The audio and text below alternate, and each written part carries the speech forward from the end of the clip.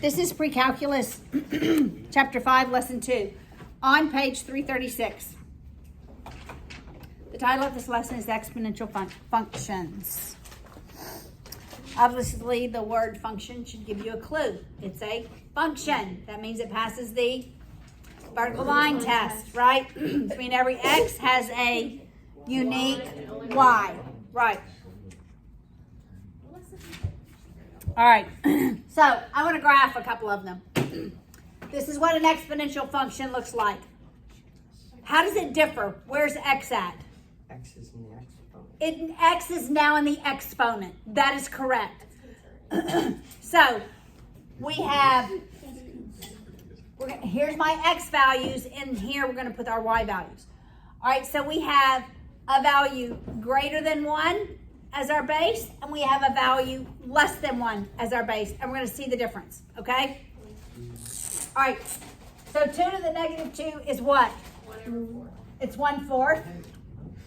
2 to the negative 1 is? 1/2. 2 to the 0 is? 1. 2 to the first power is? 1/2. 2 squared is? 4. Everybody said that one. Okay, now, I did not see that graph. we're going to do 1/2. 1/2 to the negative 2 is? 2 over 1. 2 to the second. 4.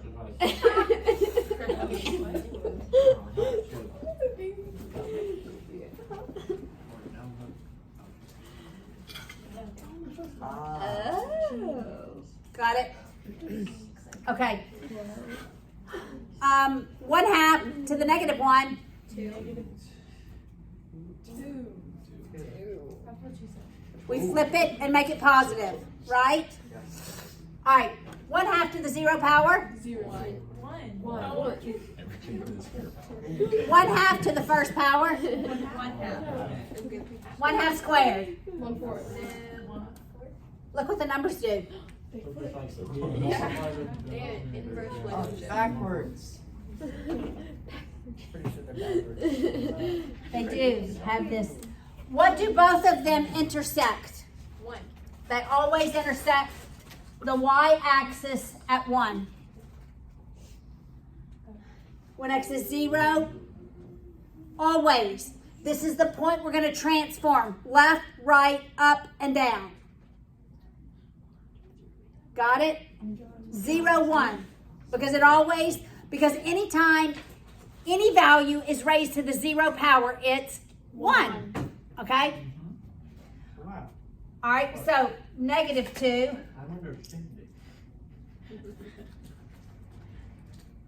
Let's see, we have to go up to 4.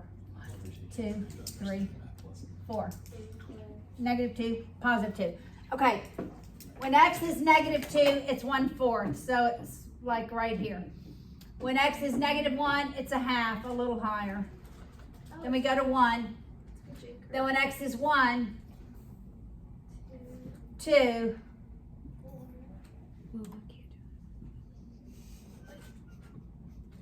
Exponential. That's correct. That's bacteria. It's growth.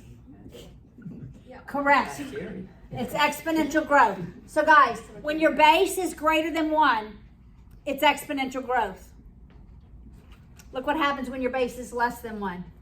So, negative 2, it's 4. It's exponential. Negative 1, it's 2. Then 1 is 1/2. Then 1/4.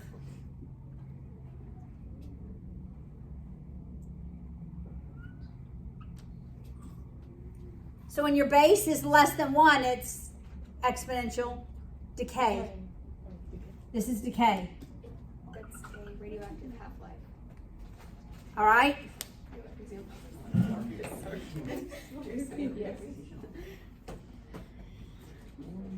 All right, so if you look at that box on page 336,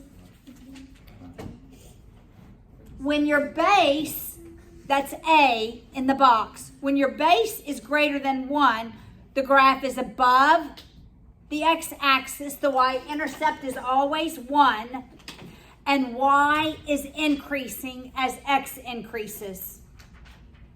As x approaches negative infinity, y is approaching 0. Can it ever be 0? Do this. No, it cannot. No. Because I can never raise anything to a power and get 0 Except for 0. or a negative number.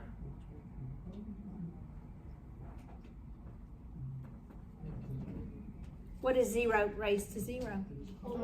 Five. 0. 1. It's 1. What? Yeah, That's pretty good. I know. All right. All right, listen. Listen. When it's less than 1, we're still above the x-axis. The y-intercept is 1. As x increases and approaches infinity, y is approaching 0. As x approaches negative infinity, y is approaching positive infinity. But it'll never hit 0. You'll never hit 0. Because we have, well, okay, unless we vertically shift it up or down, right? We can vertically shift it up or down, but the parent form is not. Yes. What did you say about whenever x is decreasing? Like whenever x is Okay. In the decay, when this is less than 1, as x approaches negative infinity, y approaches positive infinity. Thank you. Mm-hmm. All right, now we're going to go into transformations. All right, that's the parent form. Okay, it's on this sheet of paper right here. We're going to go over this. All right, that I handed out. Here, Mackenzie, pass one back, please.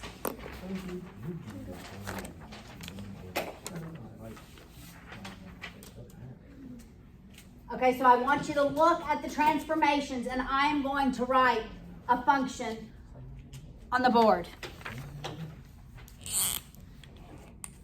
Maybe we'll graph it. This has every possible transformation in it.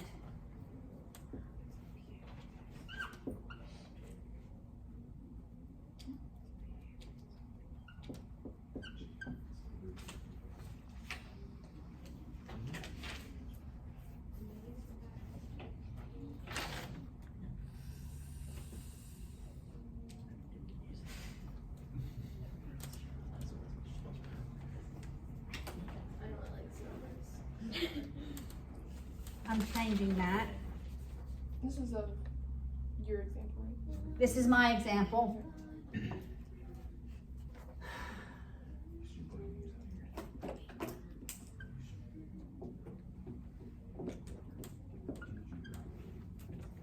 Okay, now, it has every transformation in it. Okay, there are three vertical transformations. Everything that's not in the exponent is vertical, all right? So what do you think this negative is? It's a negative stretch. The negative is, Vertical stretch. no, the negative is a reflection across the x-axis. So this is going to reflect it across the x-axis. So literally, guys, it's growth, right? That's a reflection across the x-axis. Okay? Yes? So all the rules at the beginning of the chapter were all for numbers that are like greater than 0. So this number, if you just had negative 10 to the negative if you just put negative 10 to the power, would the same rules just apply? Yes.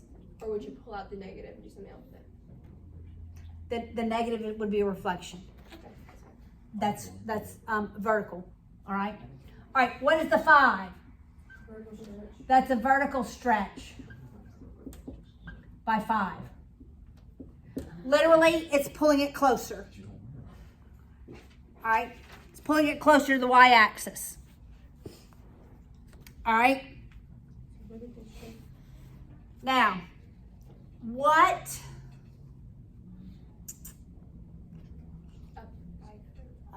Okay, let's make this, can I change these numbers? Can you erase?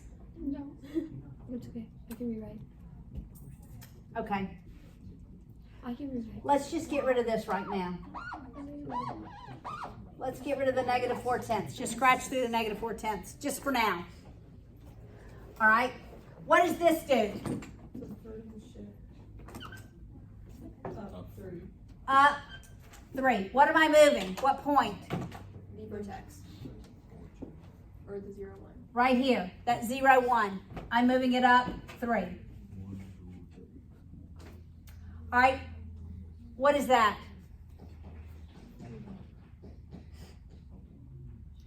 That's horizontal. Everything in the exponent is horizontal. Which direction does it move? Left or right? Left. Left by 3. So then it would look like this, and then it would be growing like this. Got it? Except it would actually be growing at more exponentially because of the 5. Okay, but we could pick values. Okay, now let's just look. Yes. Is that vertical stretch by 5 going to be affected if the same problem just read -10 to the x plus 3? Like, would this graph look the same? Mm-mm. This just reflects it across the x-axis, and this shifts it to the left by 3. So that multiplication should be important. Right. Yes, the multiplication is important. Yes. That graph, what do you do with the 2? That's just your base. So the 2 is just your base. So how does it affect? It's so it not- doesn't show on the graph. Yes, it's just what you're raising it to. But it doesn't shift it left, right, up, or down. It's more a horizontal. We'll graph one in a minute, okay? But I want to do something else. So what if I had 2 raised to the 2x plus 3? Let's just say I had 2 raised to the 2x plus 3. Okay, remember in rational or just polynomials, I had to factor out the 2. So I factored the 2 out of both terms. And it's 2 raised to the 2 times x plus 3/2.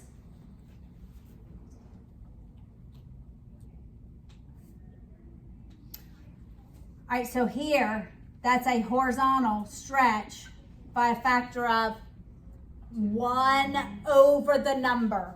1 over the number. I'm Yes, sorry, you just added that to make this point, right? Or is I this- did. Okay, yeah. I did. Now this, because you don't know your horizontal shift, I'll wait till y'all are done.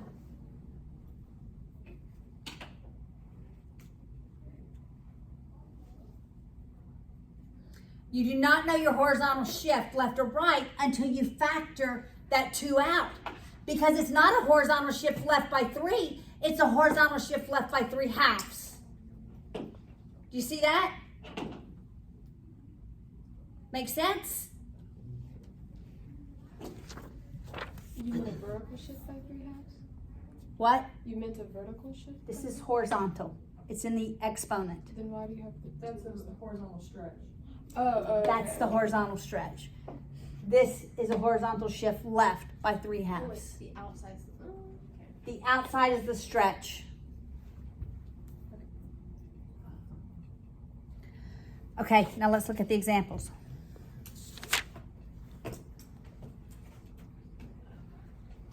And how do you know it's 1/2? Is it always? Whatever that number is, I'm factoring it out. Oh. If it were, I mean, so is the horizontal stretch 1/2 or is it 2? I think that's my question. it's 1 over the value. 1 over whatever the value is. Okay, let's suppose I had,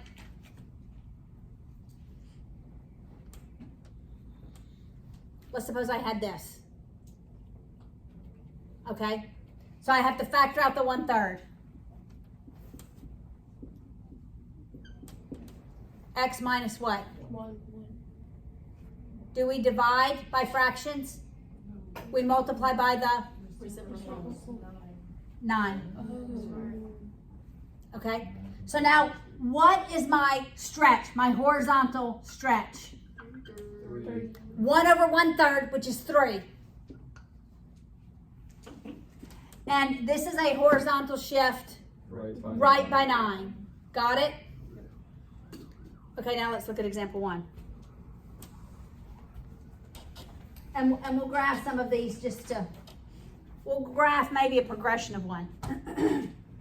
All right, what is this transformation? What's happened? Jake?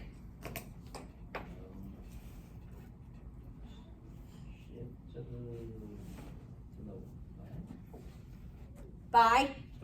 Horizontal shift left by 3. All right.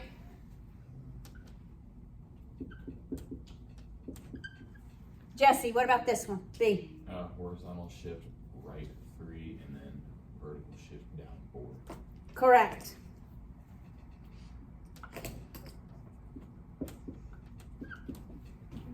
All right, what about this one, Nathaniel?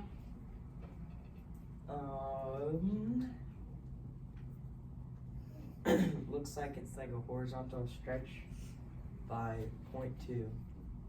Not by 0.2, but 0.2 can be written as what fraction? 2/10. So it's 1 over 1/5, which is 5. Horizontal stretch by 5. Wait, what did you just do? Okay, it's really 1 over 0.2. Horizontal stretches are always 1 over that value. That's 1 over 2/10, because 0.2 is 2/10, which is 1/5, which is 5. Yes, ma'am. What's the 3? The base. Okay, so it doesn't do anything. Right, it's just the base. Just the base. You're just the base. Sorry.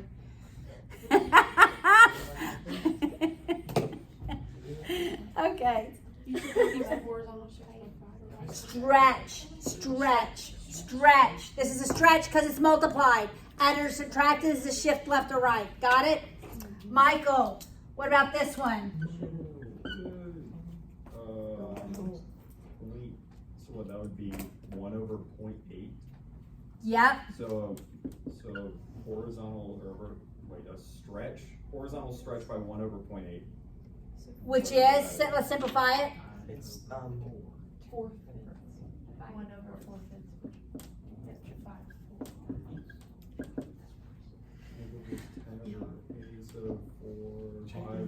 5/4. Okay. And that's the, Horizontal stretch. okay, fantastic. Mackenzie,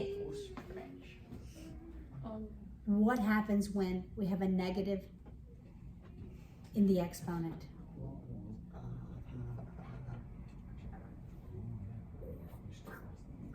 It reflects.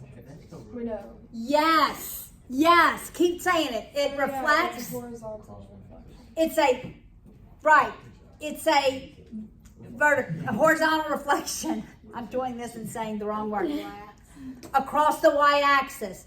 That's right. So because 3 is our base, it would look like this originally, but when we reflect it, it looks like this. Instead of exponential growth, it's exponential decay. And that's across the y-axis? Across the y-axis.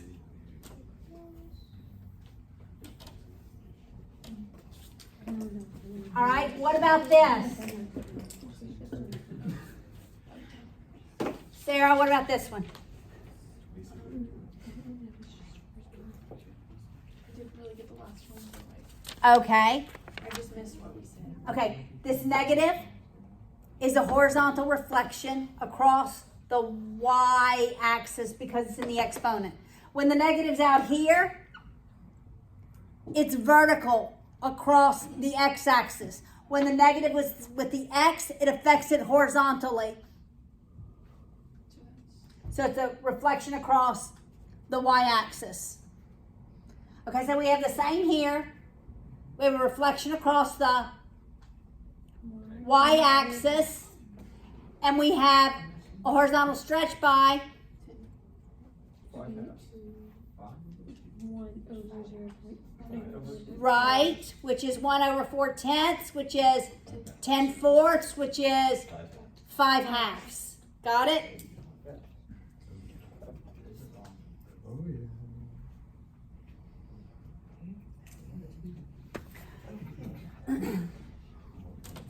All right, so let's just do example 3.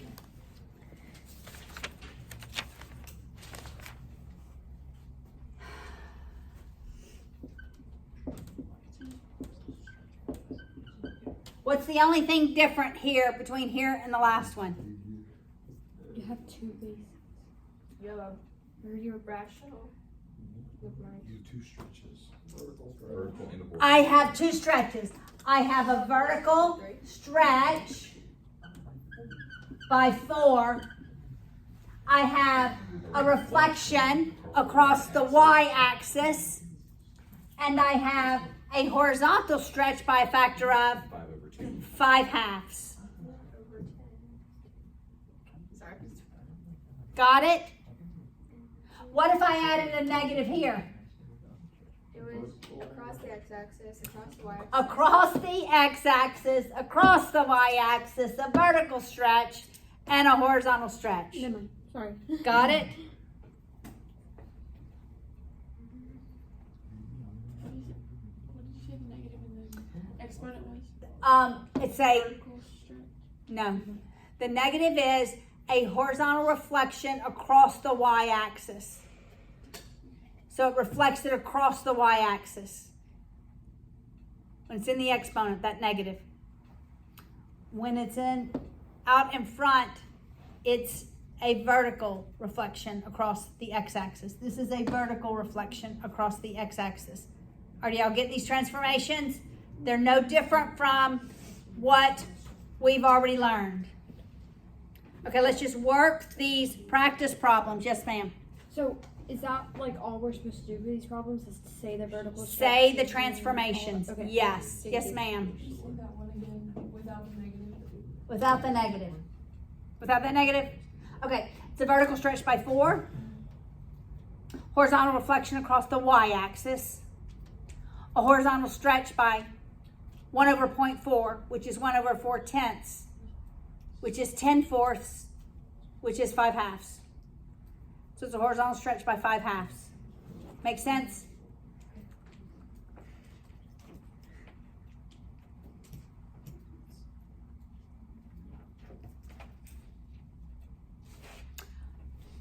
All right, so when we shift it up and down, normally we have, in the parent form, we have a horizontal asymptote of y equals 0 because it doesn't cross 0. But guys, when I shift it up and down, like just 2 to the x, right?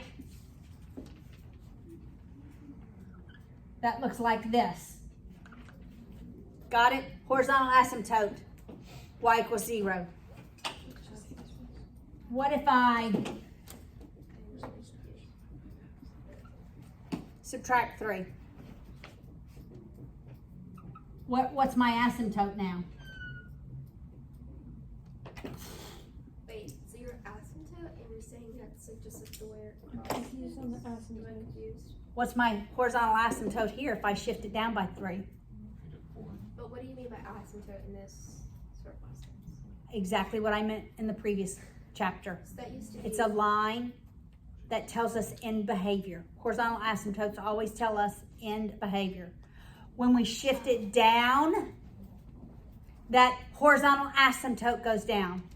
So when I shift it down 3, at negative 3, one below it, right? That's 1, 0, negative 1, negative 2, right? I now have a horizontal asymptote at y equals negative 3.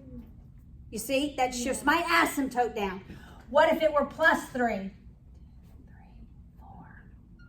What's my horizontal asymptote at now? Pause, 0, 4. Y equals 3. That's Wait, not y equals 3. It's y equals 4. That's right. Yeah. No, the asymptote, guys, Oh. is 1 below where it crosses the y-axis. What's an asymptote? 1 below. What is an asymptote? What is an asymptote? It's a line that, It's I don't know. if it's vertical, it's a line that's never crossed because it's where it's undefined. Can be crossed. If it's horizontal, it describes end behavior. What happens as x approaches negative infinity, as x approaches positive infinity. But for exponential, it either tells us one or the other because they don't approach that Twice. on both sides. Right. All right, let's work through the problems. The rest of the examples. These are word problems. We'll just set them up. All right, number 4. If you invest $5,000 in a stock that is increasing at a rate of 3% per year, then the value is given by the function 5,000, 1.03 to the x. So this is 1 plus the rate raised to time. That's really what that is. 1 plus the rate raised to time. All right? So, assume that the value of your stock continues growing at this rate. How much will your investment be worth in 4 years? You just do the math. 4 equals, put in your calculator, it's a number. Okay. Got it? Okay, this one's going to be different. Look at B. You don't need to do it. You can do that, right? But you don't need to do that because it's just a simple calculator. All right? Everybody listen. B is what matters. When will your investment be worth $8,000? Okay, everybody look. You divide by 5,000. Divide by 5,000 first.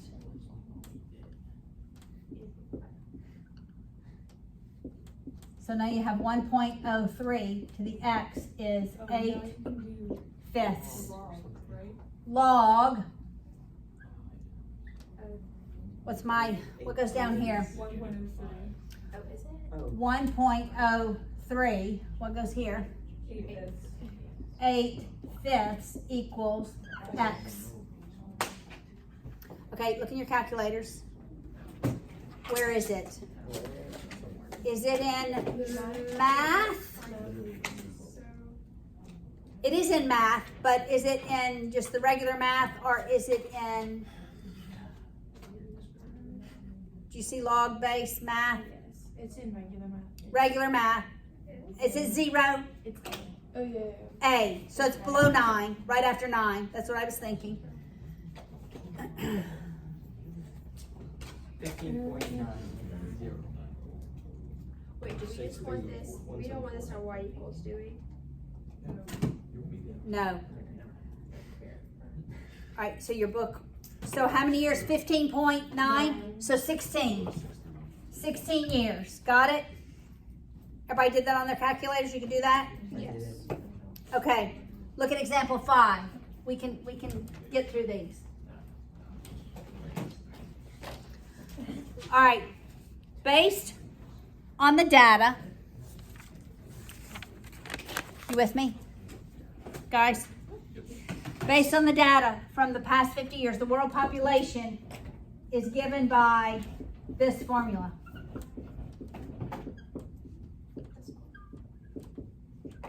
What does X represent? X population? corresponds to years. No. Is that accurate? G of X, actually there is a formula, yes. And you could estimate how old the earth is based on population growth and the exponential by going backwards. And it's not billions of years, just FYI. Okay, where X equals 0, corresponds to 1950. Got it? Okay, estimate the world population in 2015. What does X have to be? How many years have gone past? 65. So you're just going to put 65 in the exponent. Okay, we can do that. We don't need to do that. But in what year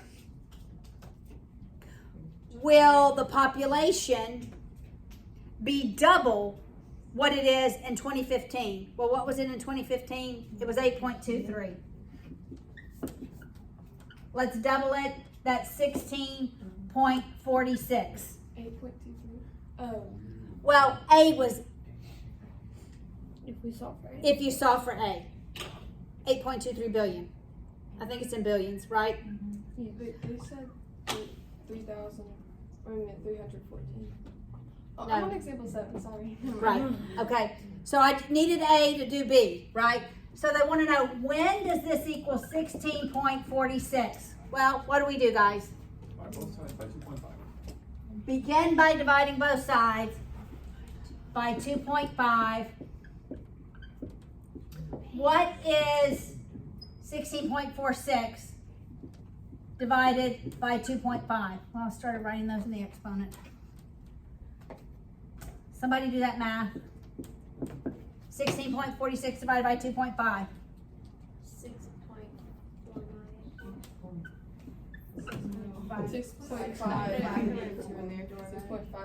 6.584. So 6.6. No. Go out at more decimal places, the greater your accuracy. 6.5. 8. Okay. Now, we're going to go to logs. Log what? What's my base? 1.0185. And my argument 6.584. equals my exponent. All right, so what is it? We're solving for the year, but it's going to give us a number, and we have to remember what equals 0. 1950. So 1950 is when X equals 0. So it'd be 102.81. So it's like So 103 years. So what year will it be? 2053? All right, now look at this. Radioactivity. Anytime we have radioactivity, we have decay. However, that decay takes forever. All right? So let's just walk through this example. It says the amount of 1 kilogram of plutonium that remains after X years can be approximated by the function. They give us the function. Estimate the amount of plutonium remaining after 10,000 years. You just put X as 10,000. Yes. For the last one, do you add the years you get to 2015 or to? Yes. I did to 1950 because that's where X is 0. I mean, it's not 103 BC. All right. You just plug 10,000 in for X. Got it?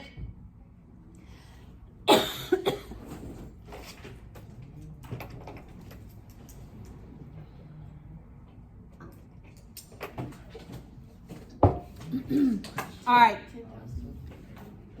Example 7 is much like example 5.